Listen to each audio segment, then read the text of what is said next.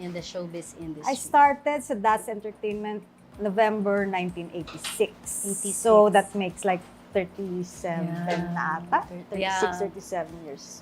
Anong pagkakaiba ng showbiz nung 80s tsaka ngayon? I think kami yung last batch na matatawag na movie stars. Yes. Kasi hiwalay pa yung movie stars tsaka television stars nung araw. Kami nag-guest lang sa mga dramas, shows, ganyan, or nagpo-promote ng movie namin. But more on movies talaga kami. Tapos hanggang sa napunta na sa mga telesine, Yes. teleserye, Yes. nawala na tayo sa movies, ganyan.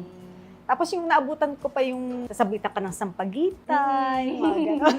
Yung mga fan clubs. Yun yung mga fans club na talagang, yung wala pang social media, kakaiba po talaga yung mga Susulat panahon na ka yun, pa sa diba? kanila, magpapadala ka ng photos with autograph. Opo, kinikwento pa ni Mami, yung mga umaangat kayo sa mga van, tapos grabe talaga,